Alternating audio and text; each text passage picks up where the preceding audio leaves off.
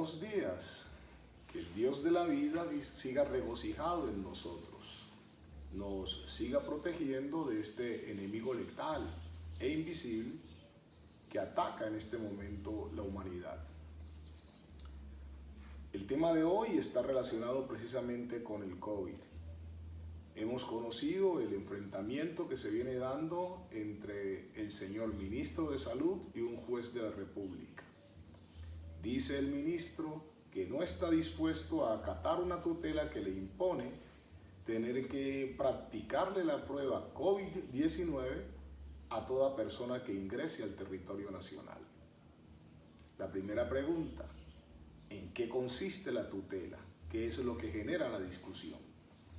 A ello vamos a responder académicamente con la Constitución, leyendo concretamente el artículo 86, disposición que establece: toda persona tendrá acción de tutela para reclamar ante los jueces, en todo momento y lugar, mediante un procedimiento preferente y sumario, por sí misma o por quien actúe a su nombre, la protección inmediata de sus derechos constitucionales fundamentales, cuando quiera que estos resulten vulnerados o amenazados por la acción o la omisión de cualquier autoridad pública. La protección consistirá en una orden para que aquel respecto de quien se solicite la tutela actúe o se abstenga de hacerlo. Ese es el contenido del artículo 86 de la Carta Constitucional, que nos sirve como base para la discusión que estamos planteando. Y en esos términos entonces diríamos que los derechos fundamentales que entraron en juego y que una persona reclamó ante un juez de la República, juez que accedió a su pretensión, fueron aquellos consagrados en el preámbulo de nuestra Constitución, en el artículo 2º, inciso 2, en el artículo 11, en el artículo 49, y en últimas, por vía de la solidaridad, cuando está en juego la vida o la salud, el artículo 95, inciso 3, reitero, todas normas constitucionales. El juez las consideró en peligro si la decisión que se tomaba por el gobierno era no someter, como se ha dicho, a prueba a quienes ingresaban al territorio nacional. Siendo su decisión no cumplir, ¿qué regula la Constitución o qué regula la ley?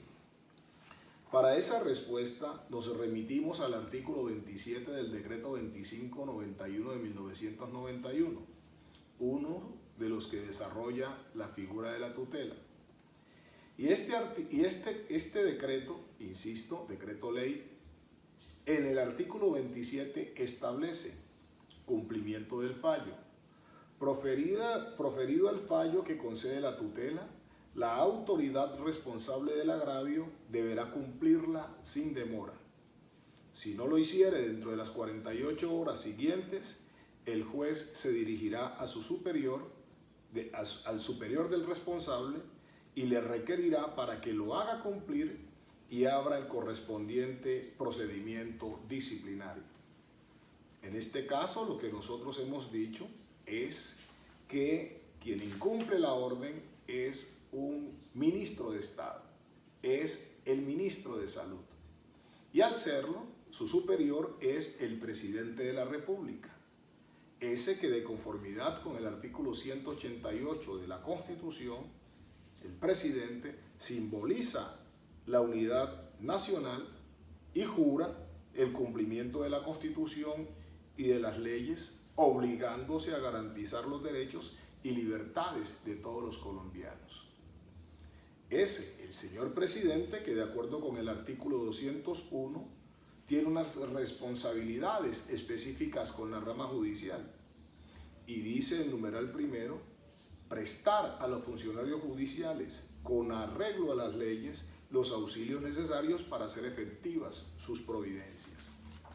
Lo que implicaría que en principio ni siquiera necesitaríamos del artículo 27 para que el presidente de la República le recordara al ministro aquellas normas que en la Constitución ya citadas le imponen acatar esa Constitución, acatar las leyes y fundamentalmente las órdenes que emanen de las autoridades judiciales, especialmente con una herramienta como es la acción de tutela. Al lado de las normas que ya hemos citado, tenemos que recordar los artículos 121, 122, 123, inciso 2 de la Constitución, fundamentalmente este último, que conmina a todos los servidores públicos a que tomen juramento del cargo, comprometiéndose a respetar la Constitución política, a respetar la ley. Bastaría ese conocimiento para que cumpliera con lo ordenado por un juez de la República. Ahora, si persiste en no cumplir, ¿qué establece el decreto 2591 del 91? El artículo 27 habla del, el artículo 52 habla del desacato como sanción y establece que la persona que incumpliere una orden de un juez proferida con base en el presente decreto incurrirá en desacato sancionable con arresto hasta de 6 meses y multa de 20 salarios mínimos mensuales. Esa es la sanción. Pero muchos entienden que es la única que se impone. No. Al tiempo estoy desacatando una orden judicial. Estoy desatendiendo una orden judicial. Por eso debo tener presente el artículo 53 que habla de las sanciones penales y que establece el que incumpla el fallo de tutela o el juez que incumpla las funciones que le son propias de conformidad con este decreto incurrirá, según el caso, en fraude a resolución judicial, prevaricato por omisión o en las sanciones penales a que hubiere lugar. Y aquí debo informar, en este caso, la figura delictiva por la que además tendría que investigarse al señor ministro de Salud sería el fraude a resolución judicial, un delito que está establecido en el artículo 454 del Código Penal, hoy modificado por el artículo 47 de la Ley 1453 de 2011. Dice la disposición: el que por cualquier medio se sustraiga al cumplimiento de obligación impuesta en resolución judicial o administrativa de policía, incurrirá en prisión de 1 a 4 años y multa de 5 a 50 salarios mínimos legales mensuales vigentes. Es decir, primero a lo que aspiraríamos sería a que una autoridad de tan alto nivel como un ministro de Estado, ante un requerimiento de una autoridad judicial, pues cumpla con el mandato que le impone la autoridad judicial, más con una herramienta creada por la Constitución como es la acción de tutela. Pero en todo caso, si su decisión es incumplirla, mandando un negativo mensaje hacia la sociedad, el ministro hace parte del gobierno y el gobierno representa a la unidad nacional.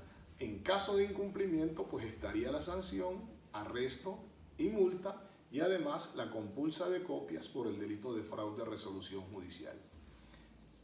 La pretensión es que la comunidad conozca qué es la tutela, por qué se debe cumplir y las consecuencias de no hacerlo, no una invitación a que se impongan sanciones por las autoridades judiciales.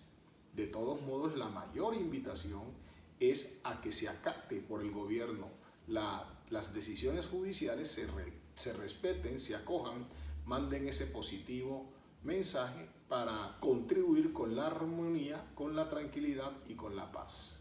Que Dios nos bendiga, que Dios se glorifique en nuestras vidas, que Dios nos siga dando la fuerza para estas columnas. Amén y amén.